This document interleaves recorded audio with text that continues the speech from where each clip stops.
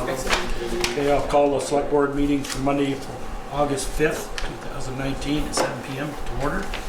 Review agenda, removal or adjustment of any items. Valerie? I do have one recommendation, that is to move item number 7 under regular business up to scheduled appointments because Gary Kessler is here. Okay, we'll slide her out there.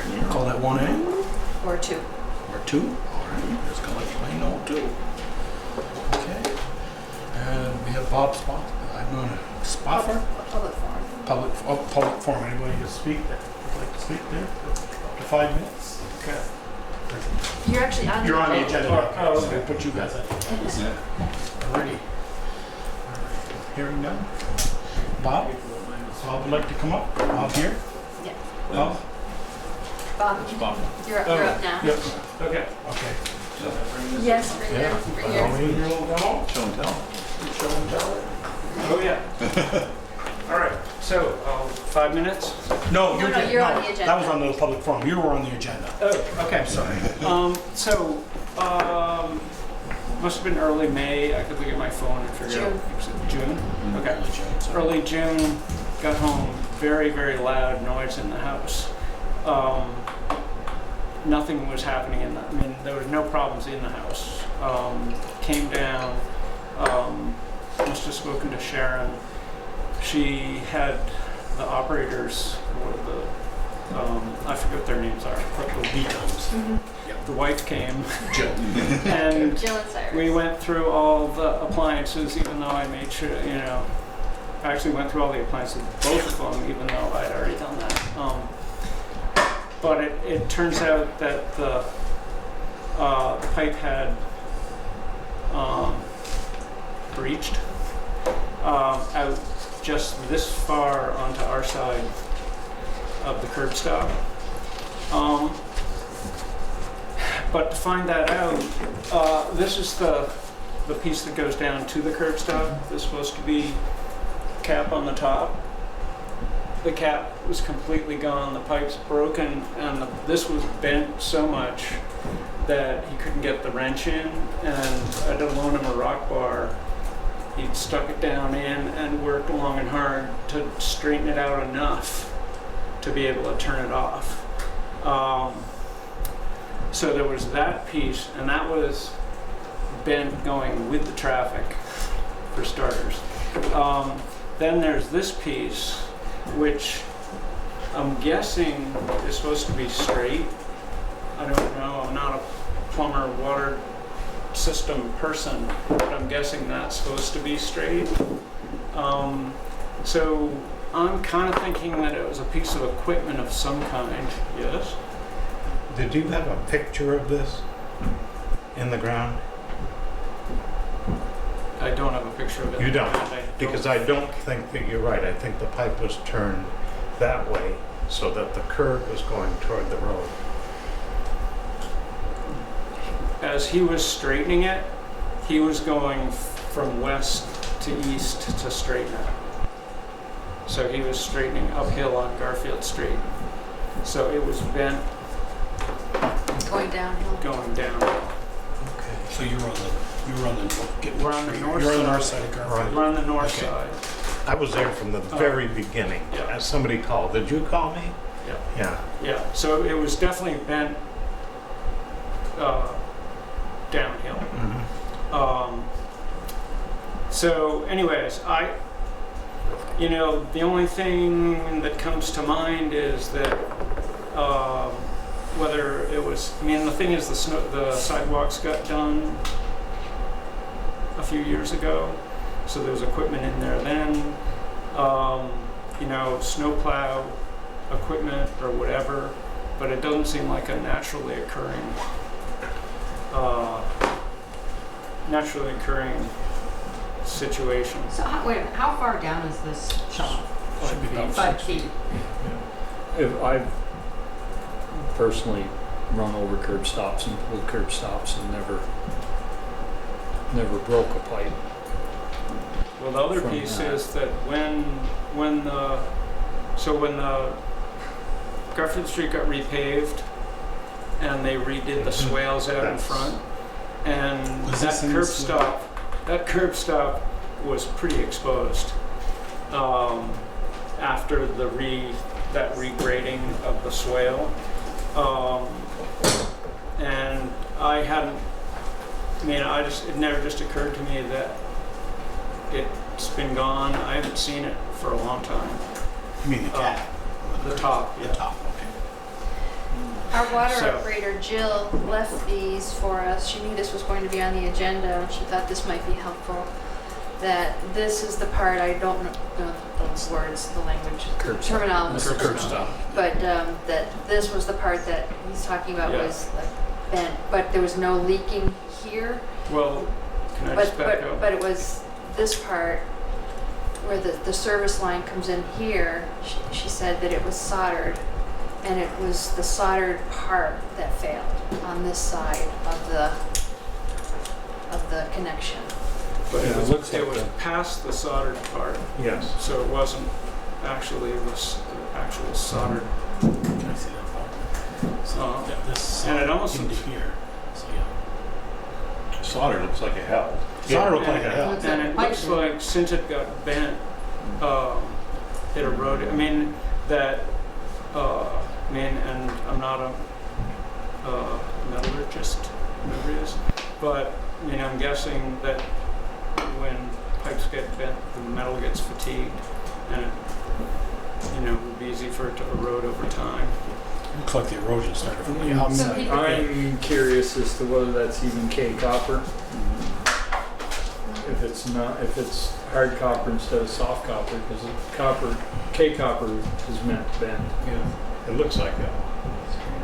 So, hey, let me just ask you a question. Where that curb stop is, the top where he would turn it off, Yep. this pipe is attached to that. That's it. Yeah. Okay, so, Yeah. Over This it with a sits- right, saddle. so the Base top of sits over this, that. the And top of this so was bent, it's- not the yes. bottom. Right. Yeah, it's just this Oh, part. it's bent part way up. This part Right. bent. But it didn't bend actually. that. It No. didn't twist. No. It didn't Right. twist the curb stop. Right, It's just this just bent. top. But what I'm thinking is that this got jammed down and forced that. So this was Still, the bend. leak in the pipe is not caused by the bend. there's rubbing right there of some kind. So this Certainly looks. curb stop is between, not traditionally on the inside of the sidewalk, 'cause this one was between the road and the sidewalk, It's between the sidewalk and the road. In the green in space. the green space. Okay.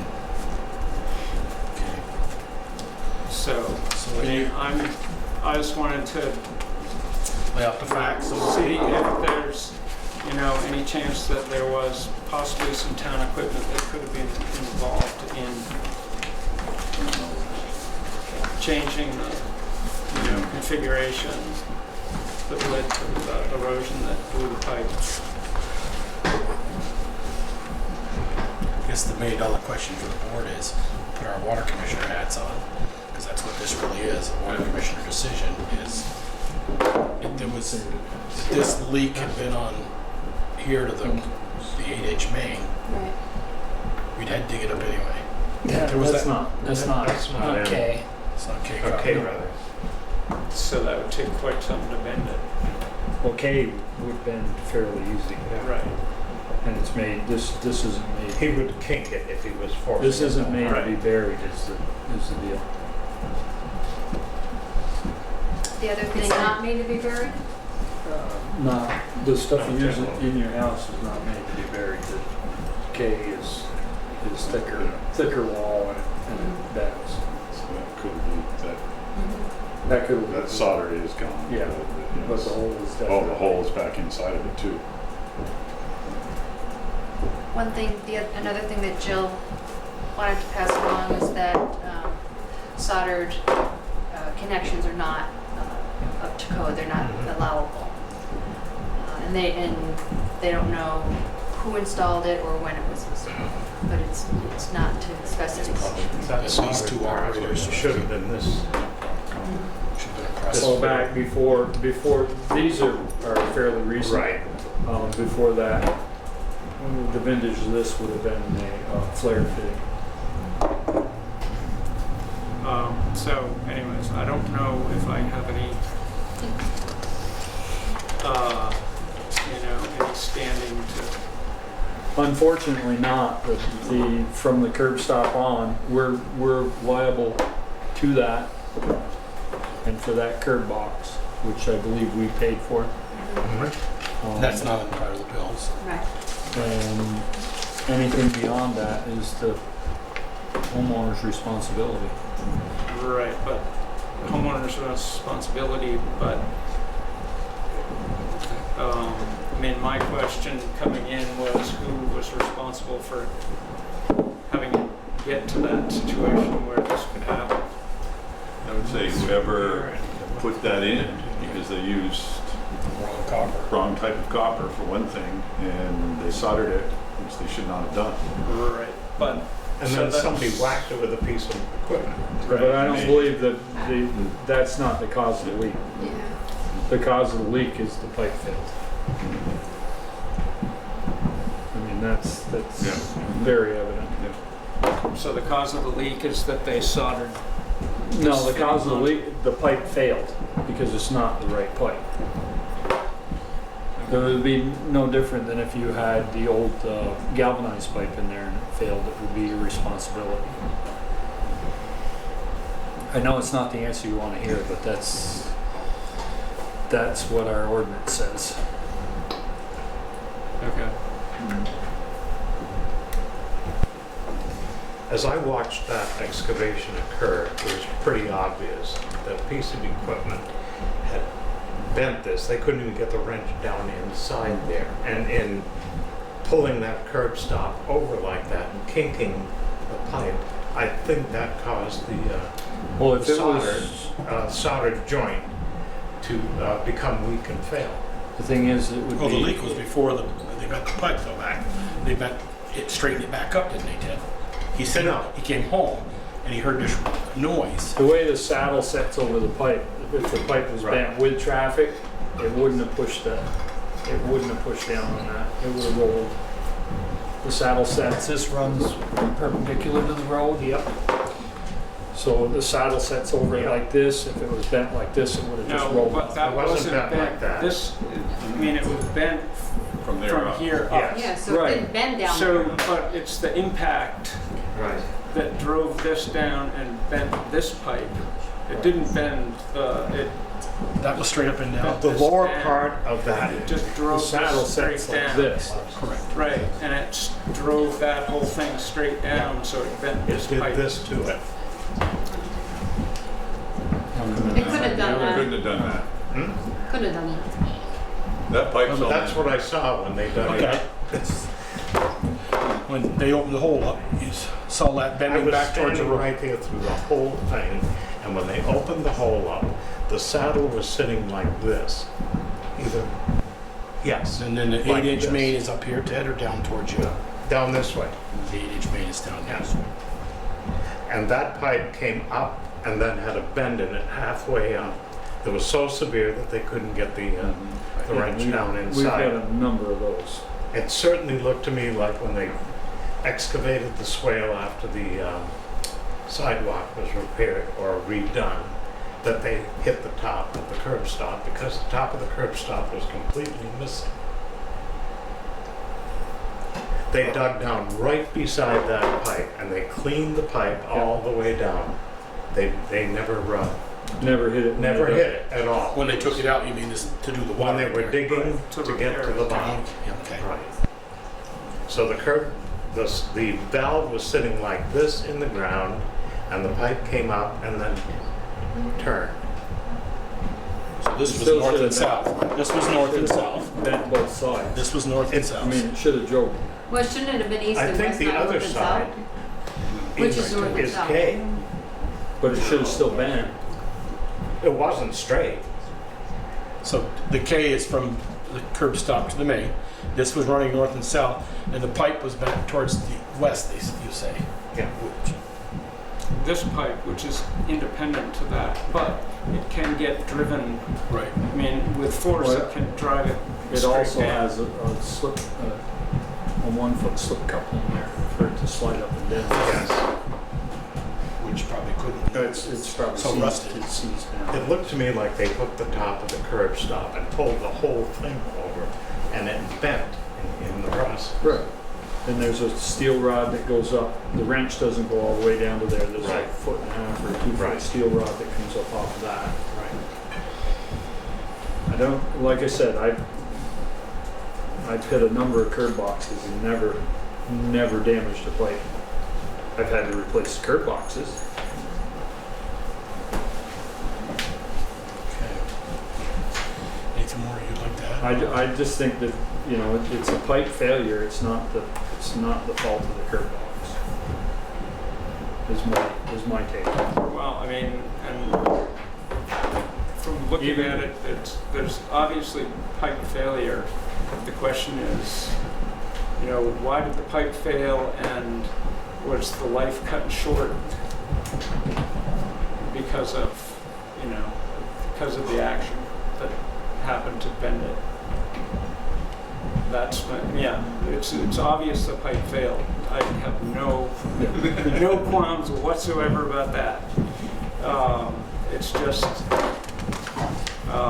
and probably today's a bad day for me to come in for this because somebody sideswiped my car and didn't leave a note. So as far as people Taking as far as responsibility. taking responsibility for things, I'm a little sensitive about that right now. But anyways, that's beside the point. It's, yeah, I still have strong feelings that, Unfortunately, the pipe should. We require 3/4 inch to the house, and we require K copper. By rights, the whole thing should be replaced.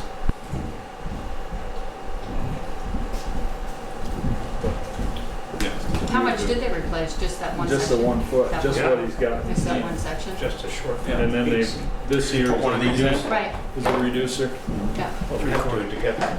Because that down should to be half inch. 3/4, Yeah. and then push it down to half inch. So if that's the type of copper that you have, that is going, if it hasn't already, it's going to fail somewhere else. Yes. It's not made to be underground. Maybe not, unless you I hit don't it know, with a unless piece the rest of it looks No. pretty No, good. no, it's just. That The failure is rest not of it looks hitting pretty good. Yeah. Mhm.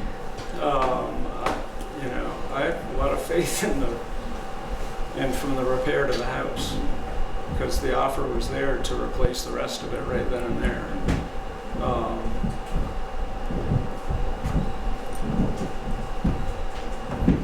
So, okay.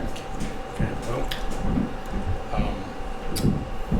guess we have to, we gotta make a decision, yea or nay. He's asked for responsible consideration, so what's your pleasure, people? Stick with the ordinance. Stick with the ordinance. I mean, anybody who has wanted to replace the line or fix the line or anything, if it's beyond that curb stop, it's not our responsibility. I think we have some culpability for the damage that was done to this. And I don't disagree with Ted there. I don't know, how do you prove that? It's 5 That's feet- how you prove it, right, it's exactly. 5 I feet agree. What down. do you think caused that? I don't know. Like I said, I have bent a number of curb boxes, grading out lawns or doing site work, and it has never resulted in a pipe failure. I've had to dig them up and change the curb box. So I know the pipe didn't fail because when I was down there, it would have been leaking. And that's only vent, the top 2.5 feet, and the rest of it is straight. It's not going to be moving underground. It can't be driven vertically straight down into the curb box. It can. I mean, But I that- think when you that look could at be- this, I think you'd have to say it was. I mean, I think it's more than can be. Was Well, unless it was installed that way. there I mean, was there we'll a never concrete know that. We'll block? never know that. Was there a concrete or a solid, like we do now? They put a Either a flat 4-inch rock or- solid yeah. block or rock underneath There it. was a rock underneath it. Or brick. I can't Or remember. brick Yeah. underneath it. There was also a brick, a rock and a brick. I remember. It's too bad we didn't take pictures of that. I bet Jill did. Thought Jill took lots of pictures. Could you at least get them for us? I mean, we probably aren't going to sound like, I don't know if it's going to change our mind, but I'd like to see them. Yeah, and then you can chew on And it. for Bob's sake. Okay. So defer action until the We next could, time too. and we Just get need a- photos, Jill's photos. Those photos, yeah, that's a good idea. Okay.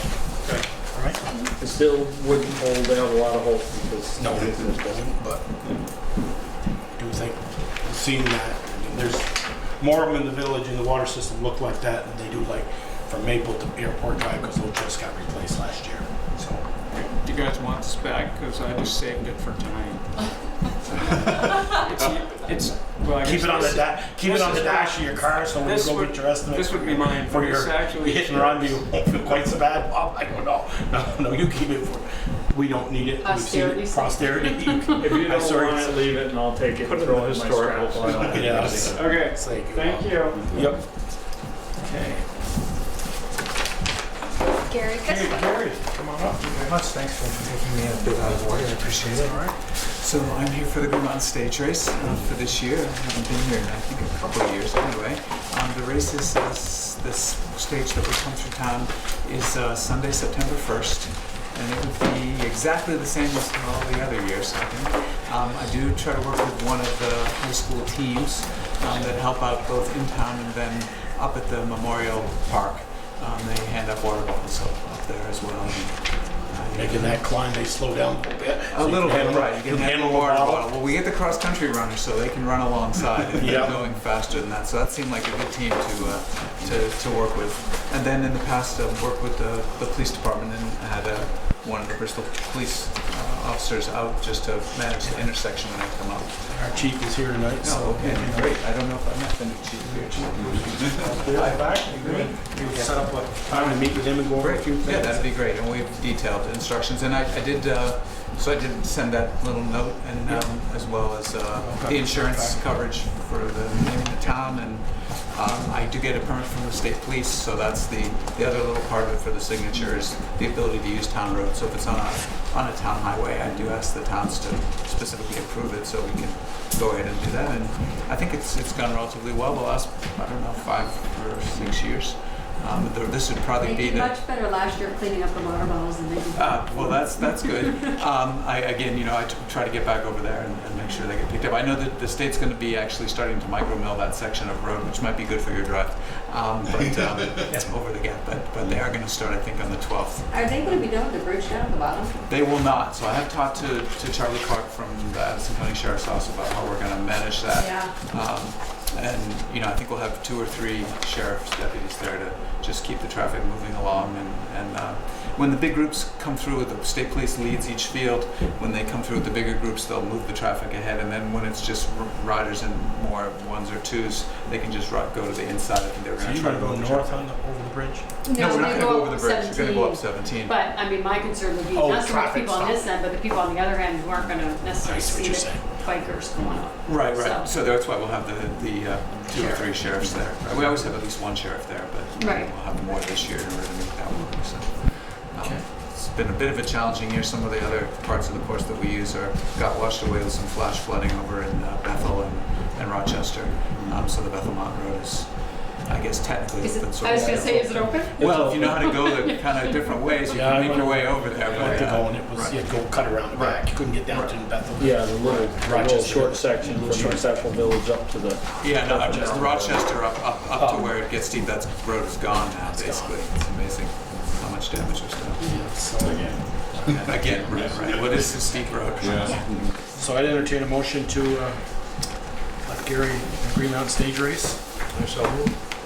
Is there a second? Sorry. Motion is second. Did you get that, Tasha? Ted? To allow Green Mountain Stage to use our streets or roads on that first Saturday in September 1st. Sunday, excuse me. Sunday, September 1st. Right, we'll be coming right up the road right out here, which Yes. keeps the speed through town very slow Yes, because it they go does. up the hill really, really slowly. So you get with our chief and go over the Absolutely. safety events? Yeah. Okay. Sounds great. Any more questions for Gary? Yeah, so you're gonna continue to use the dirt road? Yes. Yeah. The road bikers don't mind that? That's part of the race. Yeah, I guess. I mean, clearly now from back in the day, the race has gone on for well over 20 years. I'm trying to think of how many years before the stage race. So this is the 19th year of the stage race. But the race also was prior to that as a one-day race. And the bridge was always a one-way, one-lane bridge. over there it's not anymore, but we continue to use that. We have a King of the Mountains, Queen of the Mountains spot up on the Notch Road as they go up there, so it just adds an extra reason for people to go fast, trying to get up the hill as fast as they can. I don't think they go particularly fast, but then the dirt road, it's just become part of the nature of the course, and people like it. Well, What's that? So you just have to be a little careful, or a lot careful. We've done all kinds of things over the years. I think one year the road was really not in, it was very loose. I think I hired somebody with the approval of the town to sweep the road. So he said, I've never swept a dirt road before, but he did, and moved all the loose gravel off, and that worked out fine. So, It's just tough with those narrow tires. right. Well, you can say that some level of excitement, but I don't think we haven't had accidents over there where we've had to have the ambulance come and take anybody away. So people might get flat tires or other things. That But would be the thing, the flat tires. right. We do have service that goes with each field as well, so they've got wheels on. Grade that road on that Friday. But that'd be good. Yeah, don't grade that road that Friday before. If you could avoid that. that'd be Yes. fine. Okay, we have a motion and a second. Any more questions? Hearing none, all those in favor, please say aye. Aye. Opposed? Okay. Great. Thank you very much. I'll sign those. Yeah, great. I guess that. Actually, I'll email You it to take you care. tomorrow. That'd be fine. Yeah, I'll- perfect. Thank you very much again. Thanks for All right. taking me early on. Okay, Gary. Chief, I guess I'll very well tomorrow. How's that? Great thing. Stormwater Master Plan Final Report and Presentation with Dana Allen, Watershed Consulting. Yep, and actually Andres Trizzo is here as well. Hello. We have a PowerPoint if everything cooperates. Okay. Everything is working fine a minute ago, I swear. It's still working fine, it's just behind me. Yeah. To be our light man. Yeah. We got a light and camera man.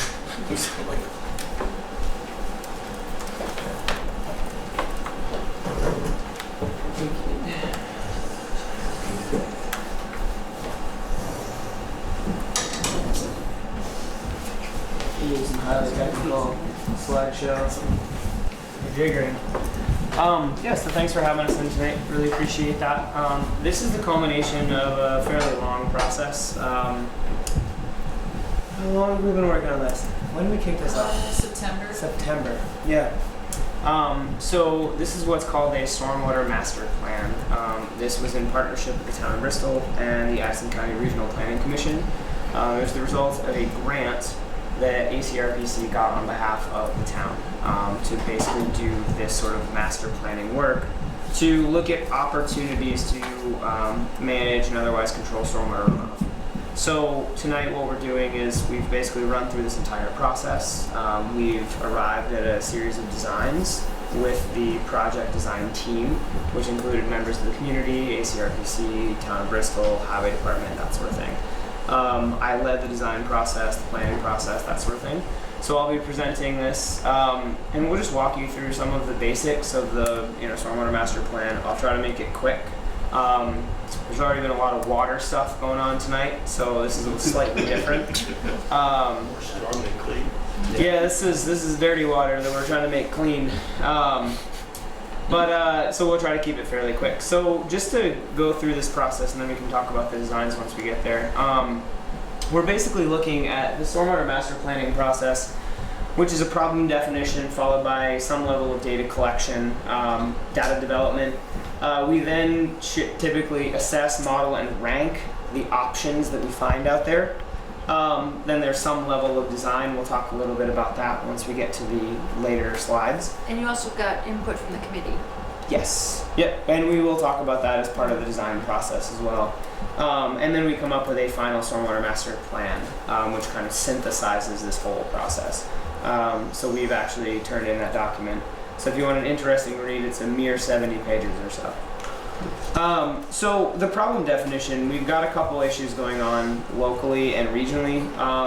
The local problem is sediment in the New Haven, and the regional issue, as I'm sure you've all heard time and again, is phosphorus in Lake Champlain, as well as other freshwater bodies along the way to Lake Champlain, but that's kind of the local receiving water. Sediment in the New Haven. This is kind of funny. How could this river have a sediment problem? It's mostly rocky. But what we're really actually looking at is there are stretches of the New Haven, especially around Bristol, that are super sandy. Bristol's on an old sand terrace. So the reaches that are near Bristol are quite sandy. what happens with stormwater and this sort of issue that we're seeing, which is basically bank slumping, where it's sandy like this versus where it's rocky as in this photo, is that we're seeing a lot more flow due to concentrated flows from catch basins and pipes, developed surfaces, roadways, parking lots, rooftops, things like that. It increases the flow of water. Water gets to the river faster, starts to eat away at the sides of these banks. So that contributes to sedimentation locally. Sedimentation is kind of a problem, at least in the local context of the river, because it's kind of like a big giant dirt landslide falling on top of your house. That would fairly effectively wreck your house. That's what it does to the local aquatic ecosystem. It's like burying all the habitat. So that's one of the big concerns, at least here, and that's been pointed out in numerous studies, stream geomorphic assessment studies, things like that. Our regional issue is phosphorus in Lake Champlain. Phosphorus is an essential nutrient. What we start to see is we get a lot of these nutrients from developed surfaces, from other surfaces as well, going into the lake. Primary producers like algae, so you can see here this green bloom, they can take that material up. And the sources of phosphorus are fairly straightforward. Phosphorus is in the cells of all organic matter, so leaf litter, manure, grass clippings, things like that. But it's also in mineral-bound phosphate, or mineral phosphate, so soil-bound phosphorus. So that's where the stream bank erosion comes in. That's where that becomes a somewhat important source of phosphorus. So it's not just the local aquatic ecosystem that's getting affected, but it's that phosphorus washing downstream, getting into Lake Champlain and causing those blooms. That's part of the equation. And obviously fertilizer is the source of that as well. Not so much in the urban environment, at least with the ban on phosphorus fertilizers for lawns, but there's still a lot of it out there. And just for reference, this is one of the diagrams showing the sources of phosphorus to Lake Champlain, and you can see that 17% is due to stream bank erosion. There is some level of natural stream bank erosion. We always get this question, well, don't stream banks erode anyway? Yes, they do. But with stormwater being increased, that tends to increase that erosion. So then that increases phosphorus export. So that's why this is one of those areas of concern. Also on this pie chart, you can see developed lands at 10% of the phosphorus contribution. So developed lands do have a contribution as well. So to kind of dive into, that's sort of the problem definition. And we got a lot of these problem definitions from the data collection phase. So we looked at the tactical basin plan for the Otter Creek, which calls out a lot of these issues, specifically stormwater within more developed areas like Bristol. We're going to kind of gloss over the stream geomorphic assessment studies for New Haven River. Essentially, those are a lot of stream bank erosion and sedimentation of the natural habitats. That's essentially what several of those studies boil down to. But more specific to this stormwater master plan, what we're looking at is the Vermont DEC stormwater mapping report. This was a infrastructure map that was created by DEC on their dime to basically look at all the catch basins and pipes related to drainage, not necessarily sanitary sewer or water or anything else, but just drainage. And they kind of created these purple blobs that you see there. Those purple blobs are potential retrofit sites. So that's where big pipe networks dump out into the New Haven or near to the New Haven. And they collect the majority of the developed area of Bristol. And so actually those basically 4 blobs became the area of interest. So everything draining down to those outlets became our area of interest for this stormwater master plan. So we didn't cover the entire town boundary to boundary. So not all the roads, not all the development, just those drainage areas. So that was really important for this particular stormwater master plan, is that mapping report. So that's an important part of our data collection process. Another part of the data collection. Oh my god. I have uninstalled this program so many times. Alright, now that Sophos is mad. So as far as data collection goes, like, those were all important sources. The point of this is not for you to understand and see every specific data source that we looked at, but we looked at quite a bit of different data, specifically geographic information system data or map layers. So we looked at drainage infrastructure like we just talked about that the DEC created. We also looked at soils data. As I mentioned, Bristol is sitting on top of a pretty sandy soil terrace, which is actually really great for stormwater management. Looked at topography, where is it flat, where is it steep, things like that. We looked at land use, what's developed, what's undeveloped, what's kind of in between. And we looked at a lot of natural resource constraints. So are there wetlands that we have to pay attention to? We can't put a stormwater management feature in a wetland. Not so much of a concern for you guys, but river corridors and floodplains are. A lot of those outlets go downhill. They end up near the river. Those are also the river corridor and floodplain areas. And this being a DEC funded grant, they typically don't like to put stormwater management features in areas that they don't allow development in. So we had to look at those sorts of natural resource constraints, as well as other constraints like known locations of brownfields or underground storage tanks or other contamination. So all of this slide to say we looked at a bunch of different layers to figure out what are our best options. So once we have those layers basically put together, we started looking at sites for field assessment, and we kind of ran through a couple different models to figure this out. We have what's called a green streets model, where we look at the road right-of-way and we look at topography and soils, and we try to figure out, could we put something within the road right-of-way managed by the town, a little bit easier than putting things on private property, where we could manage a lot of stormwater. We also looked at drainage infrastructure related projects, and we'll get into that a little bit more. But basically we created a bunch of these sites for field assessment on the desktop, then we actually field assessed them, and then using that information, we conducted some additional modeling and prioritization to eventually arrive at a ranked list of potential sites for design. So, as I mentioned, we looked at streetscape features, so anything within the road right-of-way, those are in orange on here. And then we looked at drainage infrastructure related features, those are in red. So basically anything that a pipe outlet goes to, a lot of catch basins, some sort of pipe. We've collected a lot of water. We can potentially manage a lot of water that way. So that was kind of the initial desktop assessment. Then we actually go out and field assess those. So every one of those points, we had about 55, 56 points. We went out in the field and we looked at what are the constraints. Are there a lot of mature trees, utilities, houses in the way, things like that? Are there co-benefits? Would this aesthetically improve the area? Would this manage nuisance ponding? Could it eliminate some of the drainage related issues that the town has seen on occasion, such as Fitch Avenue, correct? Not Fitch Street? Avenue, all right, nailed it.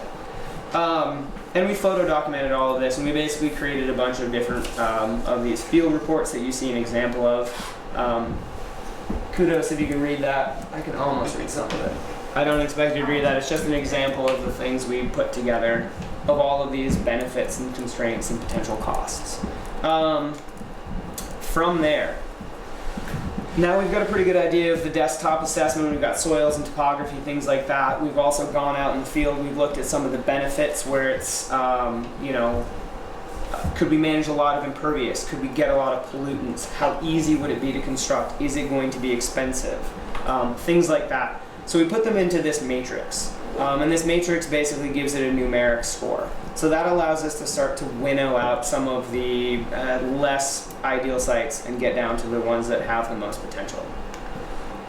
We put that together in a map. We made a nice little graduated symbol map so that we could see where they were, but we also ultimately made a list and we gave them a score and we ranked them. You'll notice that these ranks, there are a lot of ties. There are a lot of ties in the scores. We didn't try to break ties.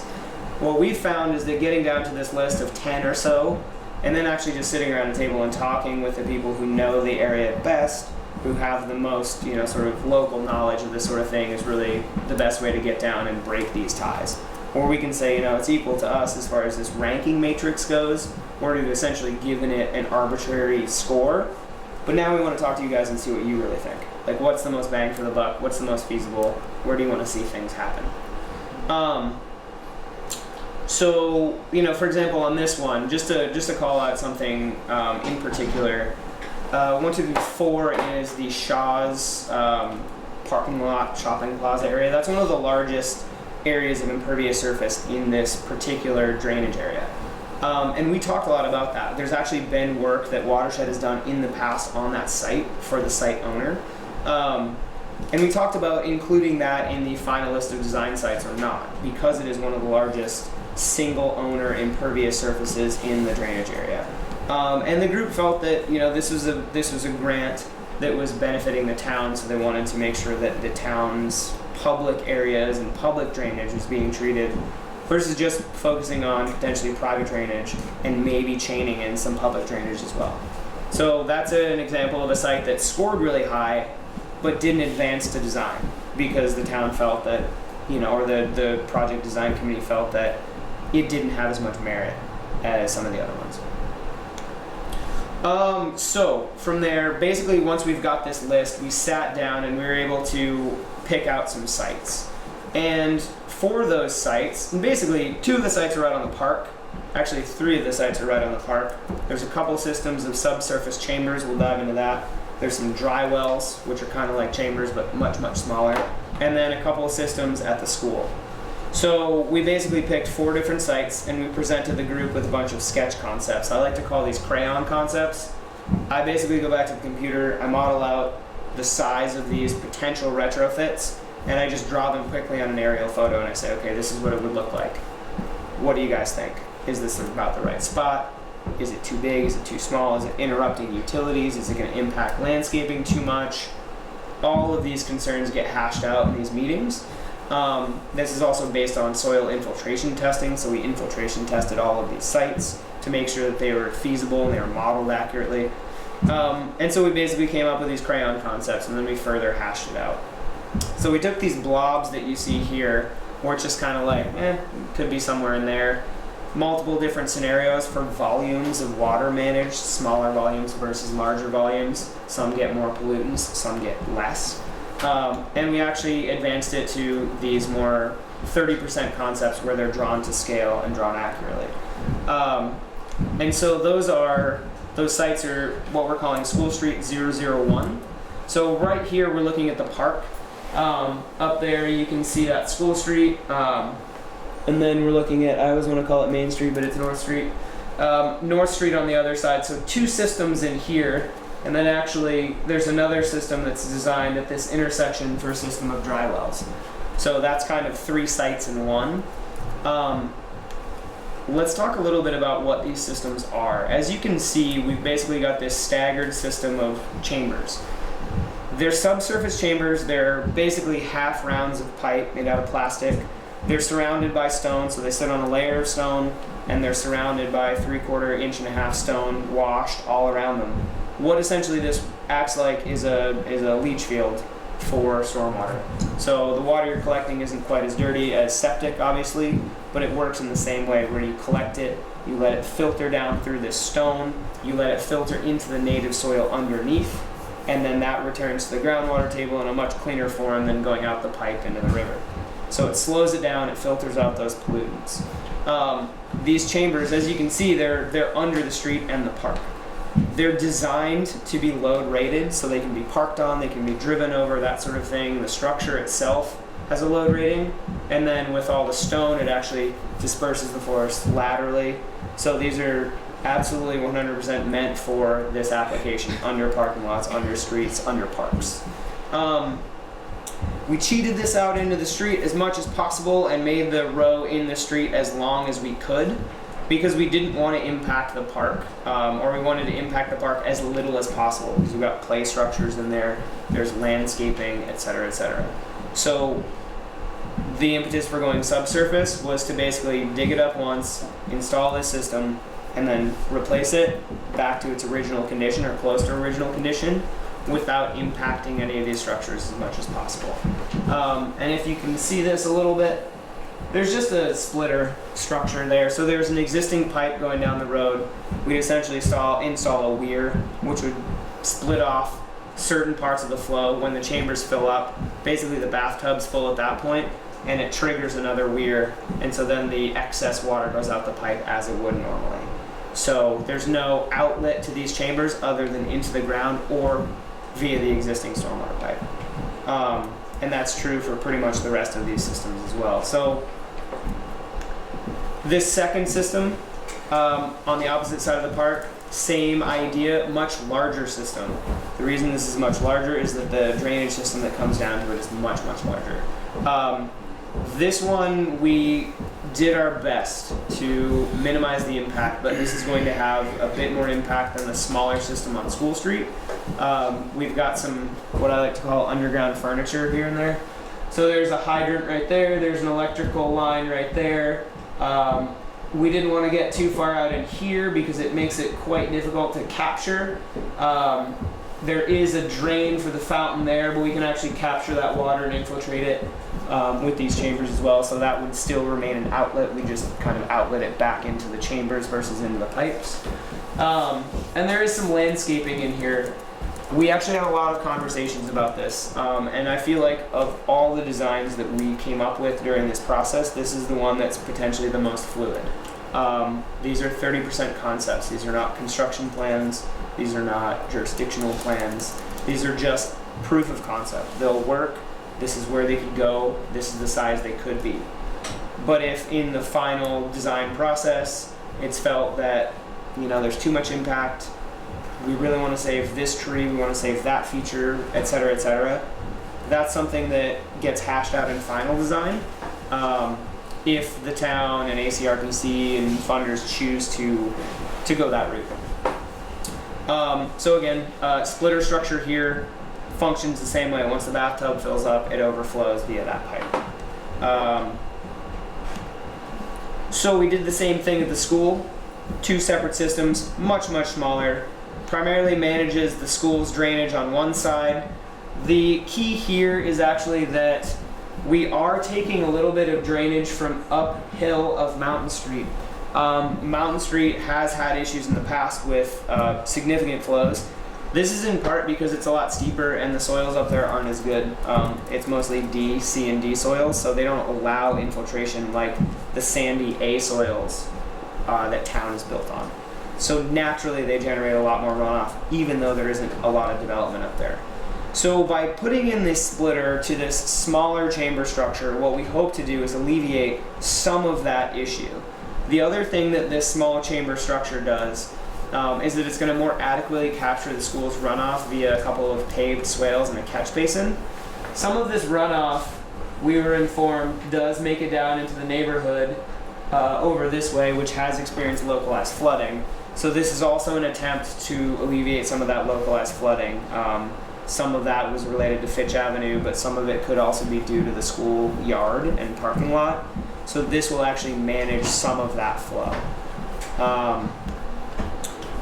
Essentially the same thing on the other side, but basically taking, you can see here there's a structure there. We believe that to be a roof drain going to a dry well that's probably undersized. We weren't able to get the full assessment of its condition. But the roof drains would then go to that pipe. The parking lot would flow topographically into a catch basin here and go down to a system of chambers down there. So again, trying to control runoff from the school, which is a fairly large impervious area, as well as try to get some of that flow that's going into the neighborhoods down below it, and alleviate some of those issues there. So our final design is a series of dry wells along the West Street School Street intersection. So essentially replacing existing catch basins. There's 1, 2, 3, 4, 5 existing catch basins. Eric Coda and I talked a lot about this, and you know, this is a priority area because those structures are getting replaced anyway, as are those pipes as part of this paving project. So we felt that this would be a really good site to install these larger dry wells. And so essentially what we're talking about is like a 8-foot diameter concrete structure in 4-foot tall sections with perforations on the side. So if you want to see what they look like, that's essentially what they are. Again, kind of functions like a leach field, catches that stormwater. When those things fill up, there's a pipe at the top that overflows back into the storm drain system. What these are great for is that they're small, they're relatively easy to install, relatively easy to maintain. They capture enough stormwater to start to bleed off some of that volume that's going out to the New Haven and that's causing this erosion and stream bank slumping and that sort of thing. But they're not massive, and they can easily fit in the same basic space as a catch basin. So that was kind of the last project, really, the one that's going to be implemented. And in fact, I think it's out to bid, and It's done. It's going. The contract has been awarded. Got awarded.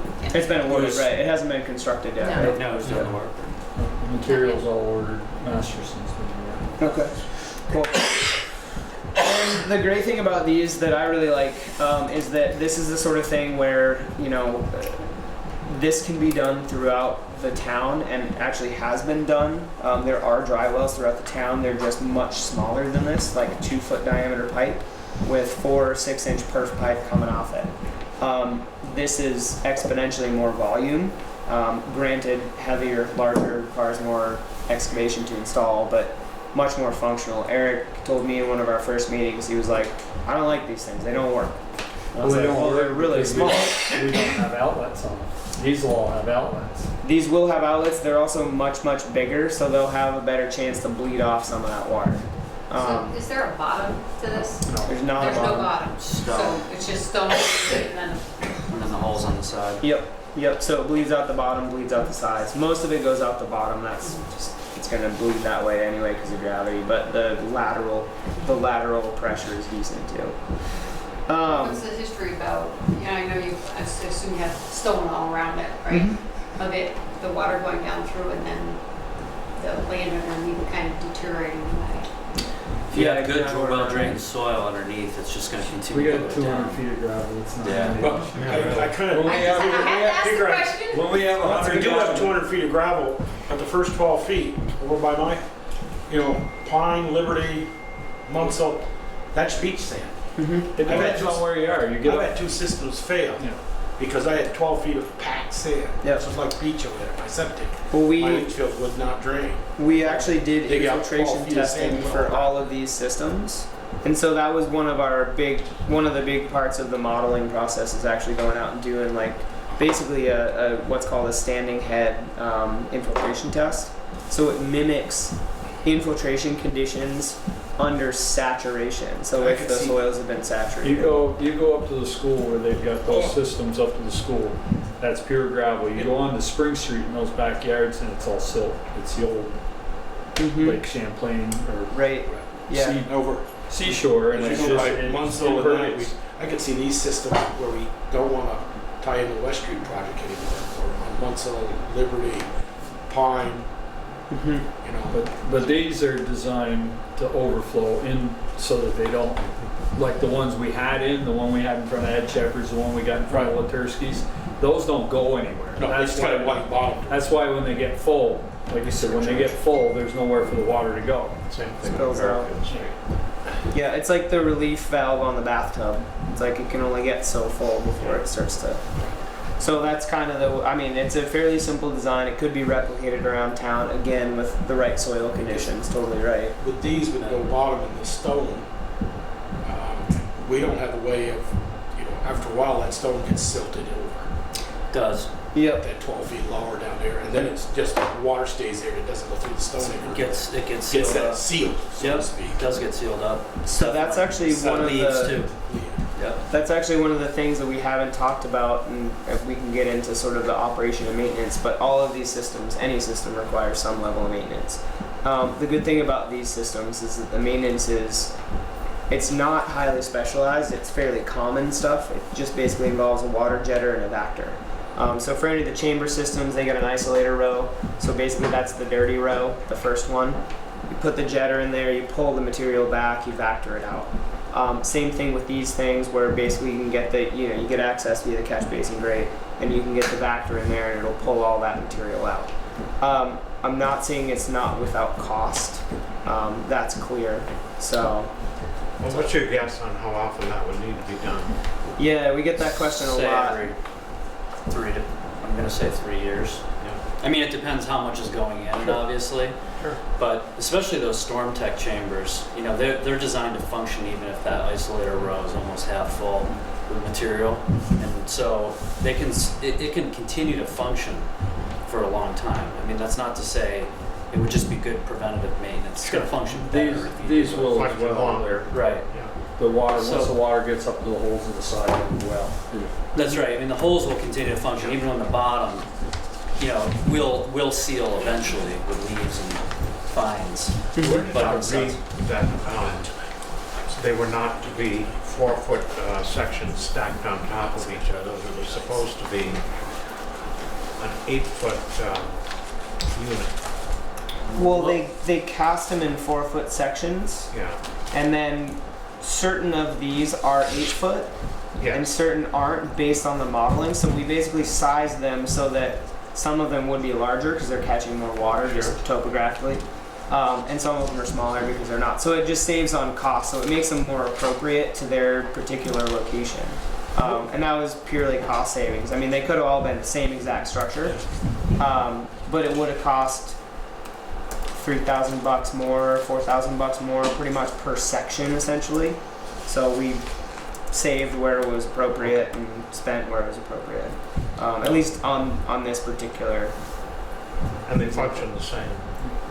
It's just more volume. Yeah, it's just a question of volume. I mean, you could stack them in theory infinitely. I mean, just keep stacking them, but there's no need to do that. 1,000. Well, you get down 200 feet. That larger one you had on the park, Yep. and like a 1-inch rainfall, 2-inch rainfall, how much service could that take? I just, in the back of my mind, the board's been talking about Munsell Avenue, Liberty Pine area with no drainage in this town, Yeah. And, we have a town-owned property over by there, which is the horse ring. Yeah. Could you, instead of draining it all eventually to our trunk system on West Street that just got done, Mm-hmm. could we do those corners and those, because from Maple Street west and to the north, there's no drainage in this village. Yeah. Could you put those in certain spots and drain that all in the system like on the park under the horse rink? Yep. If it could get there. If it could get there, yes. I realize, it's quite a lot of dirt, it's quite a ways away. Yeah. Well, it that's- isn't a matter of the distance, it's a matter of whether you've got grade change. Grade. Grade change, yes. If it's flat and you want to come from Munsell, you're not going to get there. Yeah. You'll be 20 feet ground. Yeah. I'll get there slow, real slow. No, it's a good question, and yeah, so these are sized actually. These were sized for basically the water quality volume storm. So an inch of rain in 24 hours. That's about 90% of our storms. We had to tailor that in certain circumstances, so a little bit less than water quality volume, but that was our target. That removes the most pollutant load, because that's basically the first wash off from all the surface. So that gets most of your pollutant load. It doesn't necessarily do a ton for like in-stream erosion, because that's typically a larger 2.25 inch storm. But these can be tailored pretty much for any storm of concern. So if you know that inch of rain in 24 hours or so, that doesn't really result in a lot of nuisance flooding or ponding in people's yards, maybe not a big deal to worry about. Maybe it just drains in naturally because you got sandy soil. If, on the other hand, you know that, man, every time we get a 3 inch storm, something like that, that's when we start to see, people's yards getting flooded, issues in the roadway, things like that.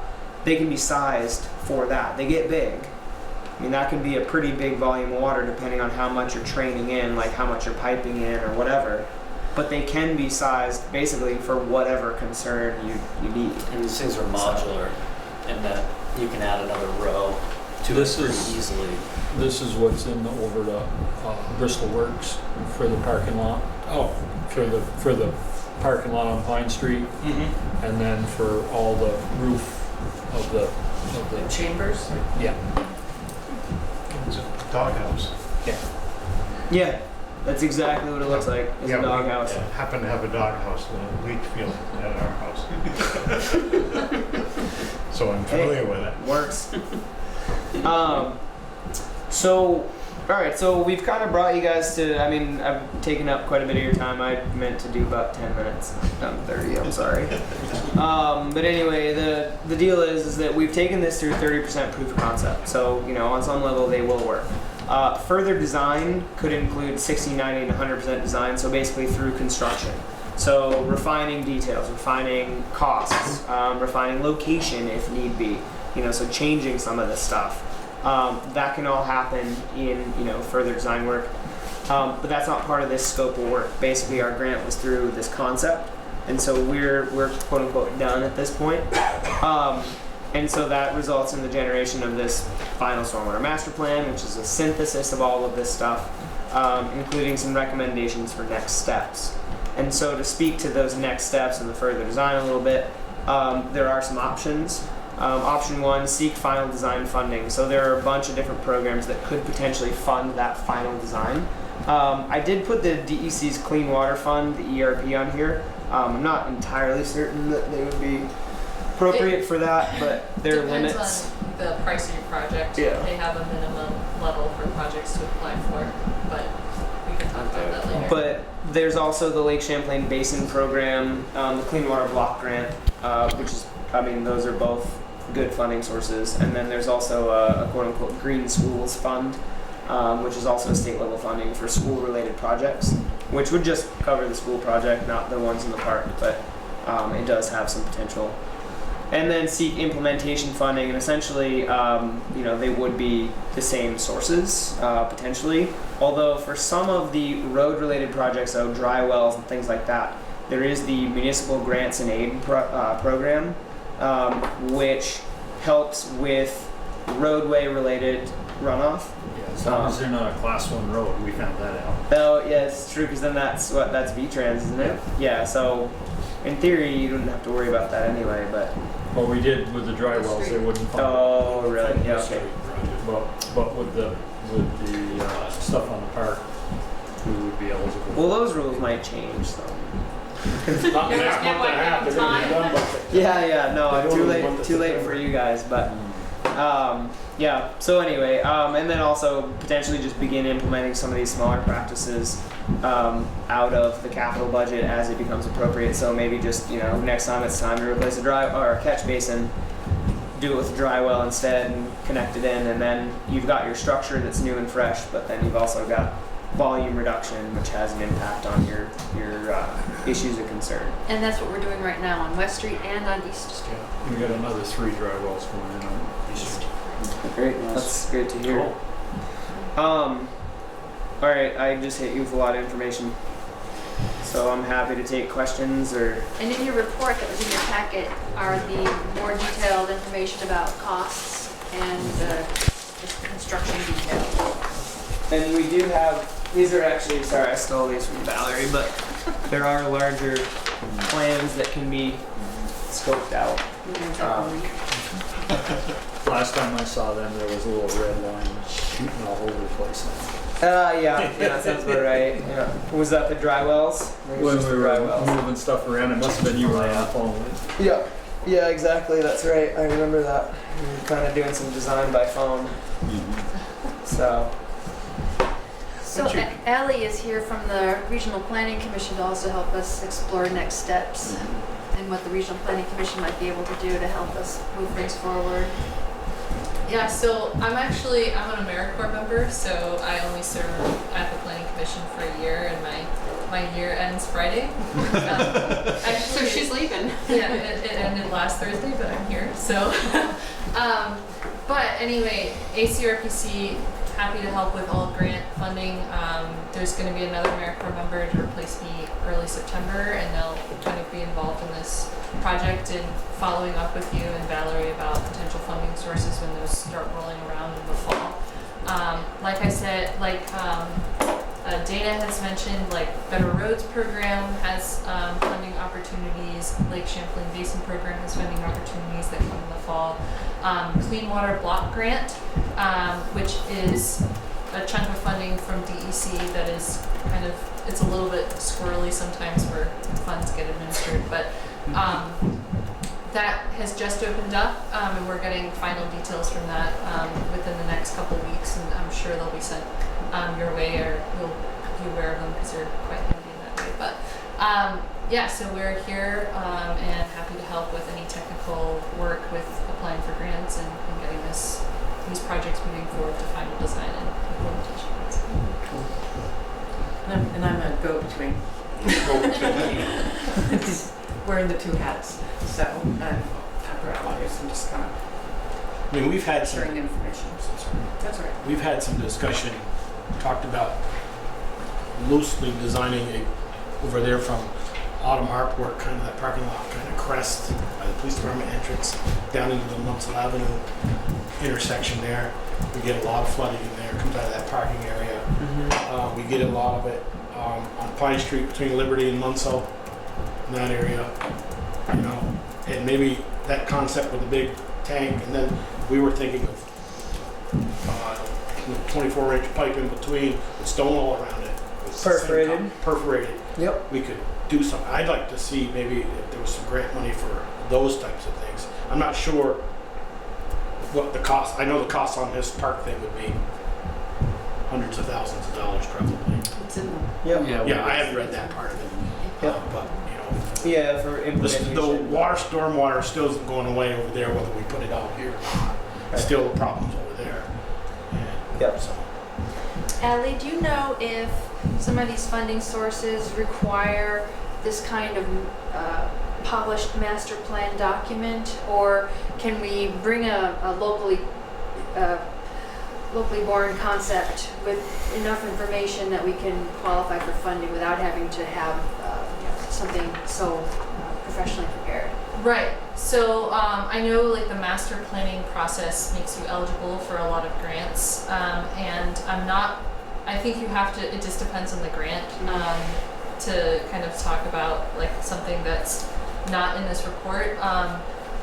If you don't choose to go with these designs, obviously you have to go back to square one and kind of go through that iteration of design. But in the report, there's also information about a lot of trouble areas that didn't get to that third design level. And so having this polished report to kind of indicate those areas makes you more eligible for these grants. And it shows Bristol's commitment to kind of looking at stormwater and treating it for the future. So short answer is yes, I think you can progress with other projects, particularly with P3. What is that called? Public-private partnership. Public-private partnership type things. There's other things in the works right now to kind of facilitate other projects besides these. And yes, I think you could absolutely kind of go back. But since we already have arrived at these 30% designs in these street plans, and we've had a steering committee for the last year kind of like decide these are like some really good projects. These are kind of the top ones that we've been able to come up with, and so you can look at other ones, but this is kind of a report that is meant to help prioritize that to get to the next level. So yeah, we can talk about it if I was going to say, I think some of the area that you're talking about is actually within the area of interest for this stormwater master plan. So there are, they were desktop assessed, so looked at on a computer as well as field assessed. So again, if you look at a couple of the maps, field assessed sites, that sort of thing, there are sites within there that I think, with your local knowledge of like, okay, well, this is where we're concerned potentially. I think that yes, you could use the output of this to then say, okay, well, we're going to focus on these areas too for some additional feasibility study. So maybe you take the sites that are designed to 30% design now, you put those, you say, okay, we're going to design these to construction readiness for when we want to do those. But then we're also going to take these sites that were preliminarily assessed and we're going to design those to 30%. So we'll get a concept. So we'll take them from a bare bones idea to something we could potentially talk about funding for final design and construction. So yeah. One reason I ask is because we're talking about the Pine Street area, and we're also talking about replacing the water line and rebuilding the street. And so if that's on the near future horizon, then doing some of these other stormwater improvements at that same time, even though it's out of sequence with the other priorities, if we can package up a funding. And that's always the best way to do it, is leveraging other work, paving from or North Street to Liberty, that Pine Street water line. That's on our next the garage, and not just Liberty, to the garage. Right. And also garage, yes. like just for example, those chamber systems, the chambers are relatively inexpensive. The cost is the excavation and the removal of the material. So if there's some other project that may need that fill that's going on in town, where you could potentially take that and have the town chip on trucking or something like that. I mean, it can be, the chambers themselves are pretty economical and they actually go in very quickly. They're very easily delivered to the site. They're basically just stacked Yeah, up. you I mean, don't- I've seen you a guy don't need a piece build a of system in equipment. half a day. No, you don't really. I mean, even So, the big ones are, It's the stone and it's the excavation, you know, and the pipe. and the repaving. Pipe is expensive. And the repaving, but. Yeah, I'm pretty sure that those sites you're talking about, I was just refreshing my memory, but they are, we did look at a bunch of stuff over that way. So, yeah, I think that if you had concerns, it would be within the master plan, at least partially. So Joel should read that 70-page report. I think it's only 70 pages, it might be. But they would be contained Or just within talk that to us for report. the all There's of some the- repetitions. No, honestly, if you just look at a couple of the maps and then reference, Just look at the pictures. yeah, look at the pictures. Start with the I would pictures. say definitely anything within the master planning area that was covered Yeah. is, you can, you know, add on to it, whatever. If it's totally outside of that, I think that Right. might be Less competitive. less competitive. True. Yeah. Good point. So moving ahead, you know, the town has the contact. We're happy to answer any questions or help you guys move forward on any of these projects with planning commissions. Thank you very much for all the work. Thank you for your time. Yeah, Appreciate it, guys. appreciate it. Oh yeah, right. Now you're away. Light man. Get up. Thanks, Jim. Now you're away.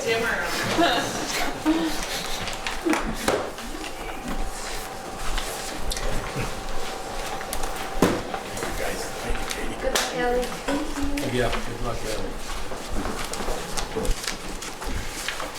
Okay. Select a contractor for Mountain Street sidewalk replacements. May include deliberation in executive session. You have the quotes, 3 of them. And a memo summarizing them and comparing them.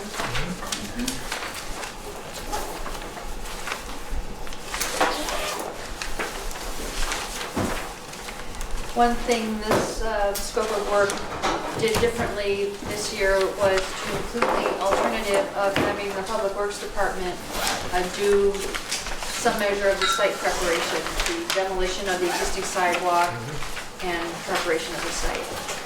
And so we asked for bids for that scenario and the contractor doing soup to nuts. And a little more information after, what was it, a month ago before we decided how we were gonna put the bids out. And Eric was present at that meeting. He did come see me, talk with me about, did he overpromise that night, whether they can do right up to final grade. So we talked about whether he could, you know, rent, use, borrow, steal a small track machine, you know, uniloader, skid steer with a 6-foot bucket, just go and pop them all out and put it at rough grade there, and then he would come with a contractor who gets the bid and put the gravel where they wanted it. He could do that part, he said, in probably a day, and just him himself, and with one truck in him. So, but he said to shoot final grade and set grades and everything, he said it would be for other projects they want to do, like get the notch road done. And, We figured that out. yes, we kind of knew that. So I don't know if he said anything to you, Beaker, about it. Yeah, I talked to him about it today. Yeah, So we, he said I could go up It's a there maybe concern. with a machine of one of the operators here on the table, borrow their machine and just go through their skid steer, slid right them under there and load it which off. throws off everything here, so. Does. It's somewhat prepping it, but not, just removal mostly. Mostly removal. And then he'd be there with the truck to put them gravel where they wanted it. Yeah, well, if we were going to do that, we'd have to rebid this because neither one of these addresses Right. that. Or work with a selected contractor, I guess. Get a bid alternate on that. Well, we're in a time crunch too. Yeah, right. Yeah, August 27th. Right. So you, without saying the prices there, if we go out back out, No, it's published. it's published then, okay. And we received information today that we have about $30,000 29,000 in our sidewalk fund. And if we need more, if things go over, then we can also dip into the capital roads if we need to. Is there enough money there with this big project going on? That's not. Out here? Main Street? Maybe Well, all Main the Street, drywall? East Street. I thought Oh, Oh, that that's project was eating up all of capital roads. different money. Capital roads and sidewalk. There wouldn't be a lot available in capital roads.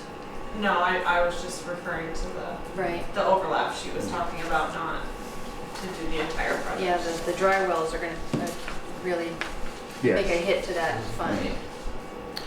so if we go with the low bidder and have them do everything, that comes out at less than $28,000. Which would be my recommendation. Well, between the low bidder and the middle bidder is $385. That's, I'd like to discuss it in executive session. First of all, decide if we want to go out in a public session. And if we do we want to go select a contractor in executives after we go into executive session and negotiate with the contractor to do final grade, and we take out the concrete. Well, if it's gonna be soup to nuts, then, I mean, that's what you're suggesting. You're suggesting, Peter? Do it all. Yeah, that's what I would suggest. Because, I leave our crew out of it, they got enough to do. yeah, I think with projects on West Street and East Street, they're gonna be pretty full. Right. Yeah, we'll talk about that. Okay. Yeah. Wanna do it in executive? Yeah. I'd like to. Okay. And I'd like to do the next one in executive as well. You only got one bid on that, Correct, on the tractor? correct. On the mall. On the mower? Okay. Okay, we'll set the fiscal 2020 municipal tax rate then?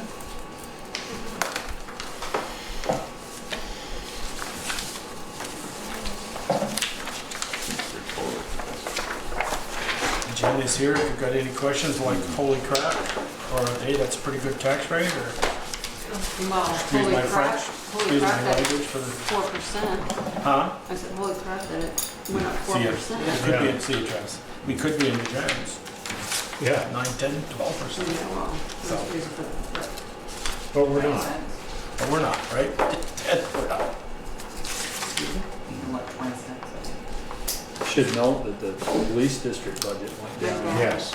Went down 1.5%. Well,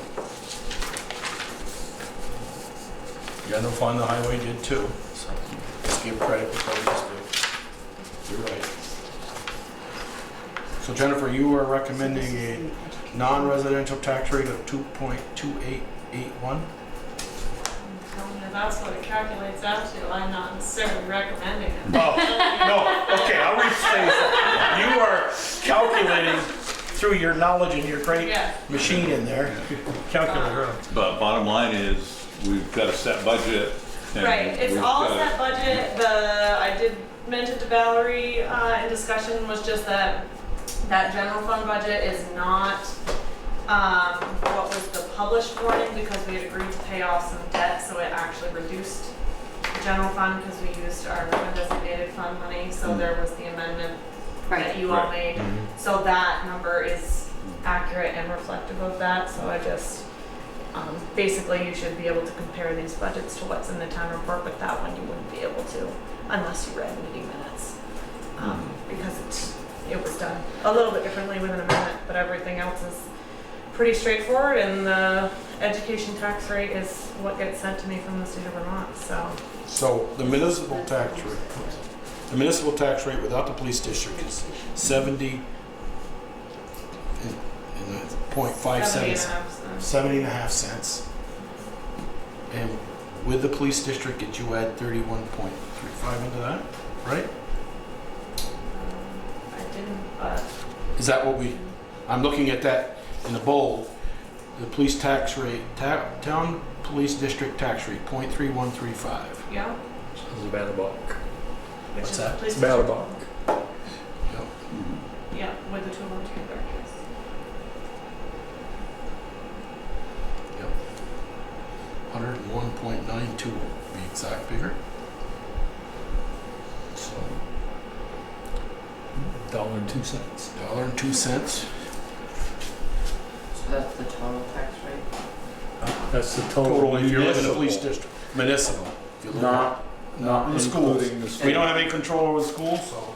You said 1.02? Well, I was gonna say, is that within we're setting the a tax police rate. district? We have to set a tax rate. Right. So they're recommending to meet the budget.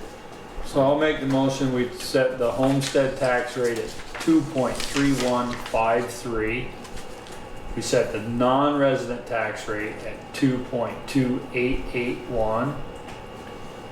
We set the police district rate at 0.3135. That would make the homestead tax rate in the police district 2.6288 and the non-resident tax rate in the police district 2.6016. Getting all that right? Yep, kinda right. Mm-hmm. Yep, It's all there. it's all right here. Yep, I'm trying to. Reading what's on the paper. Yep, I'll second that. there's a motion, and a second. For those tax rates, did you get those, Tasha? Yep, she can, Any more discussion? Is there anybody to hold the line? Next year. We voted the budget in March. Yeah. It's already- I hear you, Ted. What is I the, have to say it. yep, as I said again, we can't control the school, but we have to set a Right. tax rate. What was the increase? We came up with $1.02 this year. What was our Well, tax just the rate? municipal alone, if you look at municipal down at the bottom. Right. What was the tax rate for living in the police district last year? 0.3182. No, total. What was the municipal tax rate, including the police district? It's just, Two- it's pretty two much just, point- you guys, 2.5441. Yes. you guys did just It's right about up- the it's on same. there. It's right You guys next are to it. pretty close to the level. Mhm. I don't think. it- No, I don't want to talk, I just wanted the police, I just The told munis- you, it's 2. on- that is with the schools. All right, then. I don't want the schools. Subtract I'm the, trying to figure out, for the So- public and that camera, what we raised their municipal tax rate up. Right here, if I live in the Subtract that notch, Jimmy one. Paulino right here paid, he's gonna pay 70.5 cents this year. What did he pay last year? in the if municipal? you take the 2.5411 and subtract 1.5650, Wait, give me that second number.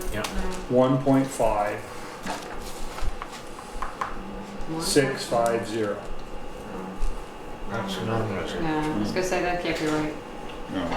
That's a non-residential, you're looking. So- Yeah. Yeah, Mhm. the Oh, wait a minute. residential is up here. Yeah, So if you take It's still 2.2259 Okay, 15270. minus Well, it would be 1.5. 15270. 270, 0.6989? So 70 cents. Yeah. 70 cents. cents, so we hadn't changed the Well, half a municipal cent. tax. Yeah, Half a cent. Yeah. So we can say, what we have control over, our budget is a half a cent. What we had control of in the town, in the municipal, the police district actually went down a third of a cent. So in theory, we've raised the municipal side of people's taxes a quarter of a cent. I mean, that doesn't sound, but when I just wanted to make sure, we know we have to set a tax rate, but we can't control the schools, they send that to us. Mhm. And I just wanted to know that, so-called, don't look at us for all the blame if your taxes go up. We raised it a quarter cent. and That's those what I numbers don't include the school, right? What we just gave you, the tax rate, Yeah. include the schools. Oh, includes school, okay. Okay, any more discussion? Okay, we've had a motion in a second. All those in favor, please say aye. Opposed?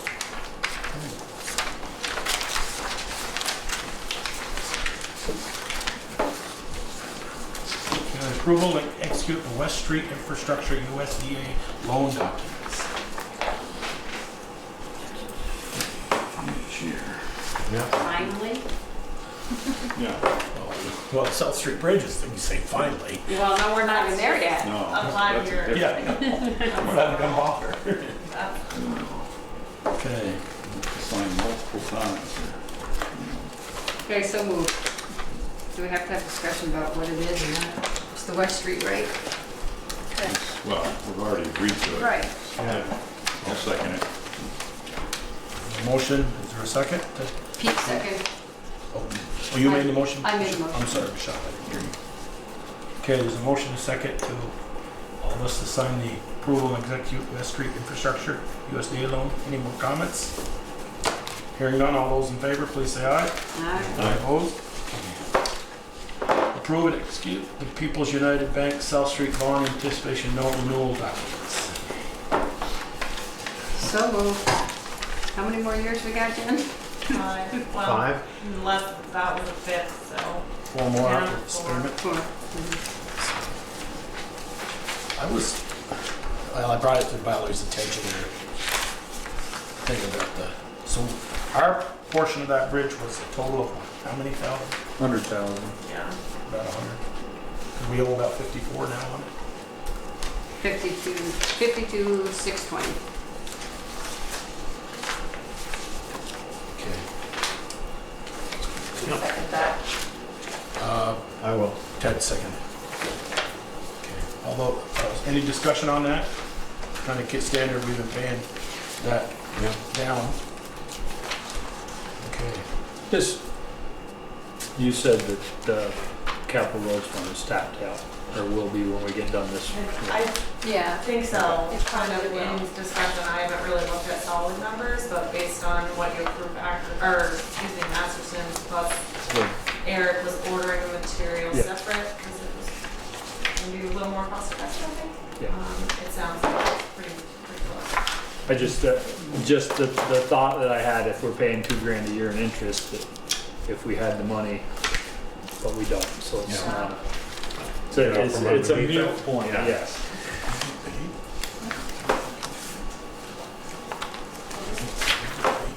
Yeah, yeah. Okay, we've got a motion on the floor. No, any more discussion? Hearing none, all those in favor, please say aye. For the people Aye. opposed? Okay, we've done the amount stage race. Approval of July 8th, 22nd, and July 23rd meeting minutes. Gave whatever changes I had for, I think July 8th and July.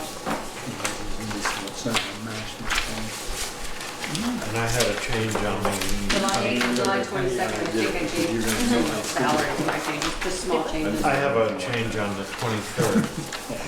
Diane Cushman was there at that meeting, Right, and she was not here. Oh, Remember last year? Took a piece of Oh, I didn't see her. Yeah. Oh, no, she said she signed when she came in, and she also signed the report that went around.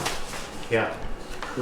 I did a health officer inspection with her yesterday. She said something, she talked to me about a health issue at the meeting, so she was there. Okay. Did you get those changes? I thought you didn't do those 2 meetings, did you? You only did July 8th. I did 22nd too. I was Oh. Okay. I just, on July 8th, I have maybe an addition. Under public forum, Peter Ryan asked if there will be risers installed on Nurse Street. Yes, there will be, Joel said. It probably should say, people read these years ago, risers for, maybe it ought to say for the water. Stormwater. That I wrote No, down. risers for No, that's Drinking water. water shut off curbs, Oh, Curb. curb shop. curb stops. For the valves. For the valves. valves. I think we should add that. okay. For future use, it should say risers for the water shut-offs. Okay, that's the only thing You I have to have. sign, it's a new one, that's the loan. I think Ted has signed those already. And Ted might sign them, I have to sign them. I have to sign them. Guys got all those minutes? Okay. Oh, Michelle. I haven't signed them. I came from that direction, I'm Peter's confused. running the That's all meeting, good. He's signing. Peter's running the meeting in the middle, so he's signing paper. We've got to have a motion for the 3 meeting minutes, you guys? Somebody? Well, typically, we stop and we sign our paperwork while Yeah. when we get done, so that they're done, but So moved. With the changes. With changes. And I'll second. We're doing it all as one motion. Yes. Okay. Now I'll sign it.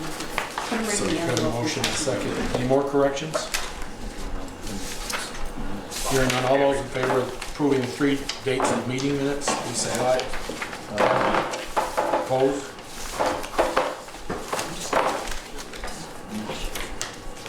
Okay. Now we'll take.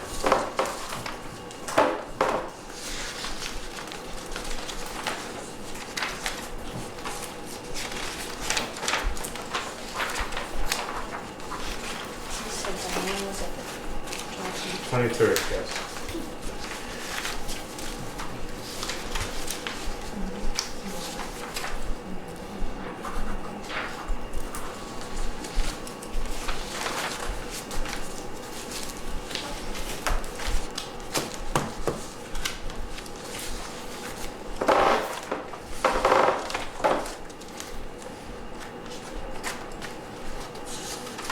Off the hook on this one.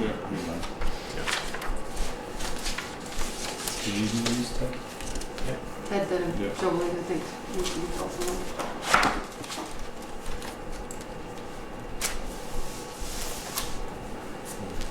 Okay. There you go, Peter, you can get that one. Got your Julie's gonna accounts. move on. No, I'll let him go for now. I'll wait. I haven't signed these yet, so.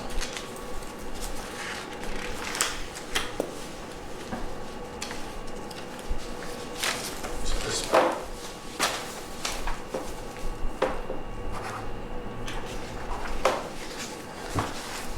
Look at them on I mine. started in the middle, I guess. I'm gonna.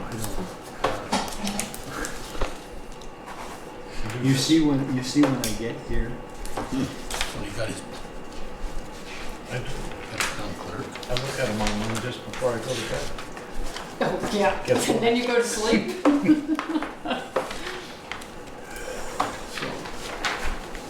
what's this? To do with the other.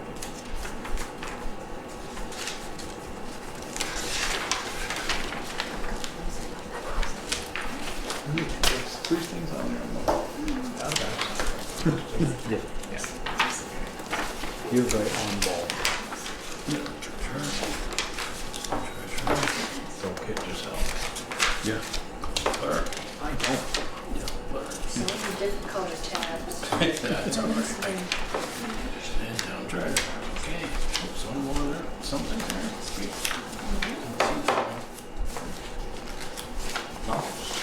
Sign here, consent, that's Jen. Treasurer, the page one right there. In the park. You started at the back. You started at the back. You had it bottom side up. I did. Yeah. That's the way you started. If you start there, you can go through it. It'll be in order. Keep him straight. Vacation mode. Well, it's a little confusing because some of them are only for Jen to sign. Right. Jen, as town clerk and Jen's treasurer. She gets to sign twice. Notice she didn't sign it until we signed. Oh, yeah. Just want her name on it. Her mother may have raised the fool, but it wasn't her. Wonder what she was gonna pick. Someone No. have the accounts payable warrant. Yeah. Your father Don't does. don't want to get right. Everyone will sign. All right, let's keep going here. Select, and we don't need liquor licenses? No. No, okay. Select board concerns? You gotta do the accounts payable, get the Yeah, top. she needs the total. Oh, okay, sorry. Okay. Did we vote on a minute? No, Yeah, they did. $69,113.32. You said 413? $69,113.32. It's a small one. Yeah. Why is tax rate so high? Because there's big ones. they've been high. because we've been in school.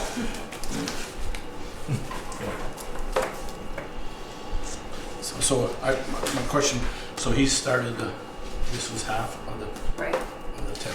right. That's why they're. 1/3 of it. Mhm. That's all I had. Okay. So we don't make a motion to pay these, we just, right? Nope. We never do. Oh, let's start with Peter in the middle here. Peter, what's concerned? Me? No, Peter. I'm good. Michelle?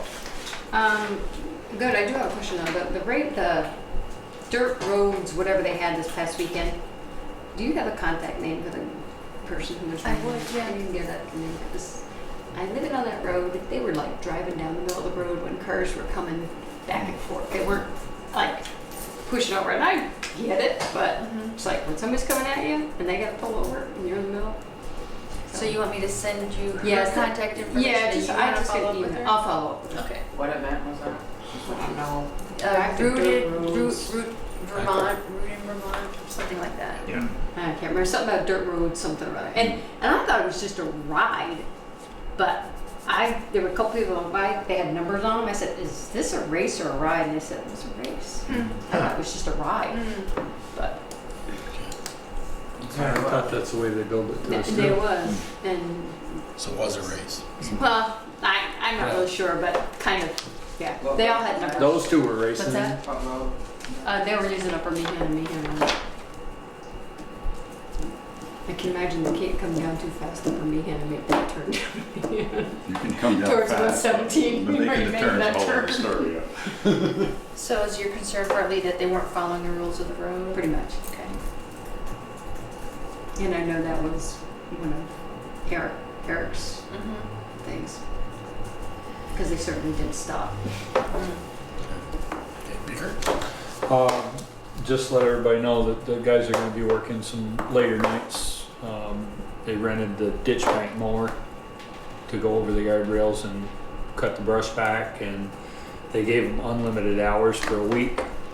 So they, They're gonna get it done. well, they're As much divvying as up, they can. they're divvying up some time. They're gonna start first thing in the morning, and they're gonna switch out at the end of the day, and somebody's gonna run until 7, 8 o'clock. So if you see them out and about, that's what they're doing. They're getting their money's worth out of that piece of equipment we've got rented. If we get a call, Trying tell to have Sharon. 2 weeks into one. Yeah, tell Sharon if she gets calls of people, why is it Why are we mowing late? Late. That's why. Because we're renting this machine for unlimited hours for a week.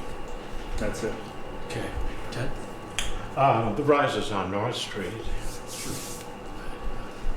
Yep. Can we kindly get that done?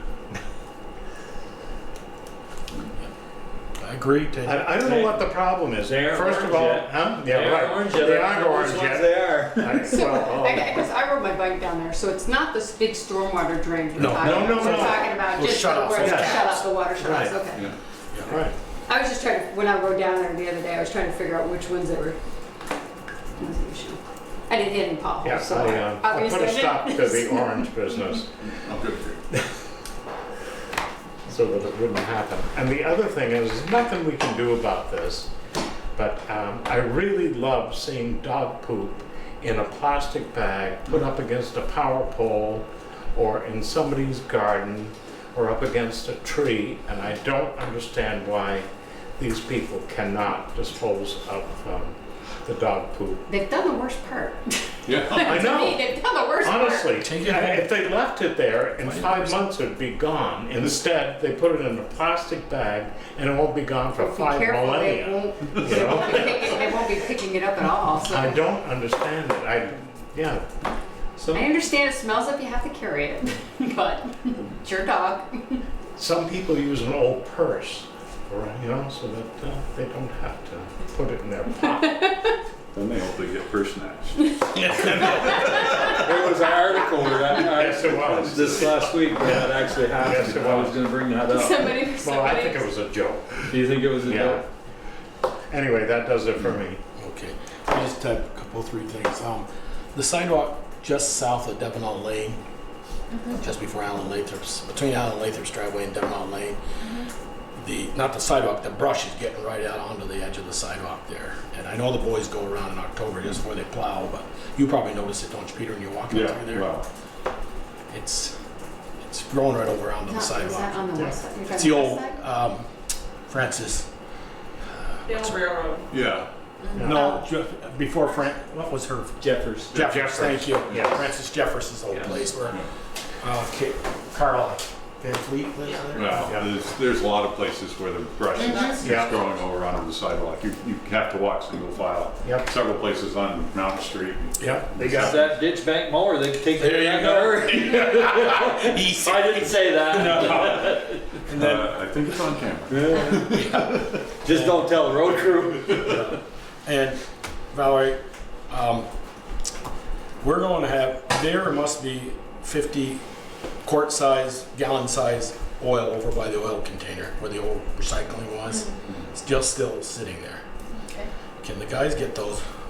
Either bring them in the shop and put them in their oil thing, or I'm afraid some kids are over there because that gate's never locked and people are in there Saturdays and Sundays all the time. Spill that oil all over, and then we'll have a hazmat. And then I also want to just thank all the many volunteers who make that CF thing work so well. It was read a great article in the paper, and all the volunteers, thank you on behalf of Bristol. It makes Bristol look really good. So all volunteers do wonderful work, and there's 2 or 3 of them I think sitting at this table, at least 2. So Yeah, I can show you some more ones, but. yeah, so, that's all I have. I don't have anything to add. Okay. Hey, Any can other I- business or correspondence? Okay, you're getting to other business. That's Yeah, what I I'm asked just- a question about. Okay. In there you had that PFOA testing stuff. Is that something we're gonna have to start testing for, so it's something we're gonna have to add money into our water budget? Correct. Starting next year, next budget, we're gonna have I to did have one add more. to that. I did have one more thing as far as concerns. I got size of Jill's pictures on the install, the water line up on Devon Lane across, cut across. Didn't that look like an awful narrow ditch? Yeah. So how did the ditch box get in there to lay that 6 feet or 7 feet down in the ground? Had a narrow ditch box. They weren't in the ditch. They just unrolled it. Well, it was required to be 6-inch packed every 6 inches, so somebody had to be in that ditch unless they had one on the end of the machine. I just think we're taking an awful liability, people. These people who are putting water lines in, I think we ought to have a approved set of That's- contractors. That's, Is it on There- them? It's on them. it's their button, it's on the So line if it's something not goes us. wrong. It's our water system, and we're the, But they get Right. the permit with the requirements that are attached to it. Yeah. So but if they don't follow it, it's them. does our permit say they must have a ditch box? If you're gonna It be- says MUTCD standards, doesn't it, or something like that? That's for traffic, I think. I don't know if that's, That's, I just, No idea. we're at the top of the chain here, as money-wise. They're gonna sue. But we're not excavating. I get that, So Jennifer, is but it- it's our system and I our know, water. I we're putting understand what in. you're saying, but if we're not excavating, would we be on the hook, is my I don't question. believe so, and because can we require them? we can Isn't require, that a BOSHA requirement? Yeah. Yeah. anything So- over 4 feet. Yeah, it's a state requirement. So I'm just wondering, if we're not hiring the excavator, it wouldn't be us Correct. that would. Oh, be- you say that to that law firm down I'm on South just Pleasant asking- Street. I'm Tell me just what they're gonna tell asking. you. They're gonna name every, deepest all the, pocket. go to the deepest pockets. Exactly, now you're, go to the deepest, I just think we need to, Right? you know, I asked Si for some pictures. Here it is. You dig a hole that's 5 feet deep. You roll the pipe out in the bottom. You put a foot of dirt on top of it. Now when you're standing there, you're 4 feet below grade. So you can compact it without a ditch I get it, box. but our specs say that it has, the water line has to be a minimum of 6 feet deep, 7 feet deep, Does going it? across the road. Or we're gonna freeze. So, just, I wanna be careful. I saw that thing, I'm going, that ditch wasn't any wider than that. Why there's a bucket? No, Why is that's the bucket yeah. going, then where is the ditch box? There wasn't one, I can almost guarantee you. Right, I don't think he owns one. right. And that was a owner operator, Here's half the, Yeah. yeah. We ran into the same trouble a year ago, just 100 feet up the road from this place. but that was us. Yeah, and we didn't get compacted. Now what do we got in the road? Didn't get caught either. Didn't get cut, yes. Didn't get, road got closed and it wasn't supposed to, and deepest pockets, we're gonna get sued someday. And won't say I told you so, but I just think it's, we gotta You be will careful. say I told you so. We gotta be careful. We gotta be careful, that's all, people. Our VTOMS was on site, who we contract with. And he said, you should have said, everybody out of that, you're not getting in that hole, where's your duck spot? This job is shut down. He is our subcontractor. So, anyway. Well, then Stood you're on my gonna have, then soapbox we long have to enough. look at the policies for like fines for keeping them, having to close the road, and so if our policies don't have that, you need to look at that. We're gonna start requiring, oversight. So, okay, Michelle, you're up now for executive. Sure, I guess, I make a motion that we go into executive session doing personnel. Or just I contract. think just contracts. Two contracts. For contract negotiations per 1 VSA subsection 313. Motion? It's a motion? Second. All in favor? Aye. Okay, we are. See you, Jim. Night.